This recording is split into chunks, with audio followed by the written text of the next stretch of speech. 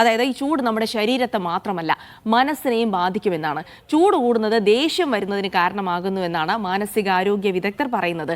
ശരീരത്തിലുണ്ടാകുന്ന hormone വ്യതിയാനമാണ് ദേഷ്യം വരാൻ കാരണമെന്ന് പറയുന്നു.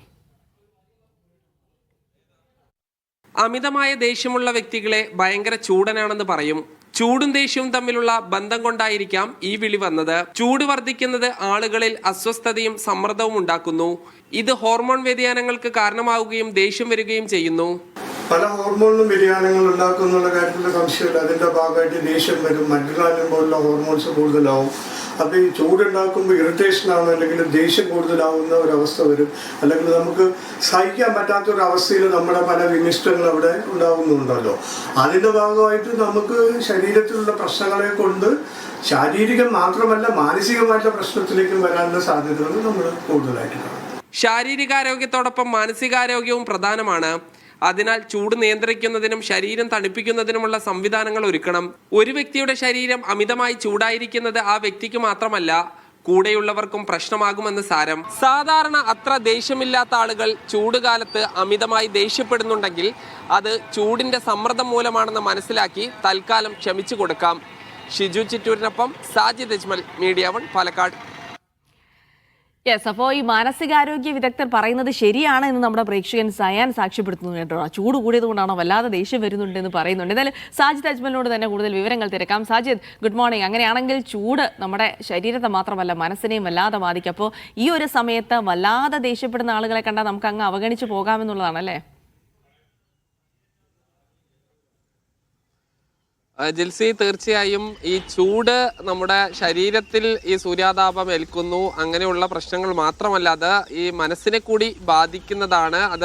അതായത് അമിതമായി ചൂടുണ്ടാകുമ്പോൾ സ്വാഭാവികമായും നമുക്ക് വലിയ സമ്മർദ്ദവും അസ്വസ്ഥതകളും വിമിഷ്ടവും ഉണ്ടാകും.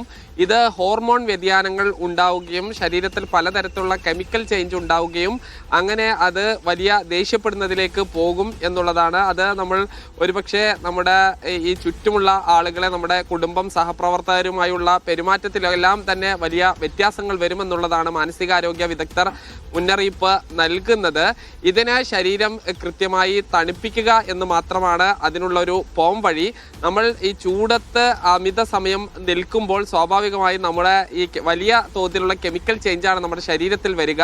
ഇത് അമിതമായ ദേഷ്യം പെടുന്നതിലേക്ക് നയിക്കുന്നു. നമ്മൾ സാധാരണ പറയാറുണ്ട്, ഭയങ്കര ചൂടനാണ് അമിതമായി ദേഷ്യപ്പെടുന്ന ആളുകളെ. ഒരുപക്ഷെ ഇങ്ങനെ ഈ ചൂടും ദേഷ്യവും തമ്മിലുള്ള ബന്ധം കൊണ്ടായിരിക്കാം അങ്ങനെ ഒരു വിളി വന്നിരിക്കുക. എന്തായാലും ഈ കൃത്യമായി ശരീരം തണുപ്പിച്ചില്ലെങ്കിൽ അത് നമ്മൾക്ക് മാത്രമല്ല, നമുക്ക് ചുറ്റുമുള്ള ആളുകളുടെ കൂടി അത് ബാധിക്കുമെന്നുള്ളതാണ് ഇപ്പോൾ മാനസികാരോഗ്യ വിദഗ്ധർ മുന്നറിയിപ്പ് നൽകുന്നത്. അത്രമേൽ സാധാരണ ഉള്ള ചൂട് മാത്രമല്ല, ഈ അന്തരീക്ഷത്തിലുള്ള ഈർപ്പം അമിതമായി തങ്ങി നിൽക്കുന്നത് കൊണ്ട് ആളുകൾക്ക് വലിയ തോതിലുള്ളൊരു വിമിഷ്ടവും അസ്വസ്ഥതയും ശരീരത്തിൽ വരുന്നു. ഇത് വലിയ തോതിലുള്ള കെമിക്കൽ ചേഞ്ച് ഉണ്ടാക്കുന്നു എന്നുള്ളതാണ് മാനസികാരോഗ്യ വിദഗ്ധർ പറയുന്നത്. ജിൽസി, ശരി, സാജിദ് അജ്മലാണ് വിവരങ്ങൾ നൽകിയത്. അപ്പോൾ പൊതുവേ ചൂടന്മാരായ ആളുകൾക്ക് ഈ ചൂടുകാലം കുറച്ചധികം കഠിനമാകുമെന്നാണ് പറയുന്നത്. ഈ ശാരീരികാവസ്ഥ മാത്രമല്ല, വല്ലാതെ ദേഷ്യപ്പെടാനുള്ള സാധ്യതയുണ്ട്. അപ്പോൾ വീട്ടിലൊക്കെ അങ്ങനെയുള്ള ആളുകൾ ഉണ്ടെങ്കിൽ ഒന്ന് വെള്ളത്തിൽ മുക്കി വെച്ചോളൂ, കുറച്ച് നേരം ശരിയാവുമായിരിക്കും. എന്തായാലും ഇങ്ങനെ ചൂടന്മാരോട് കൊമ്പ് കോർക്കാനൊന്നും പോകണ്ട, ചൂടല്ലേ എന്ന് പറഞ്ഞങ്ങ് വിട്ട് കളഞ്ഞേക്കണം.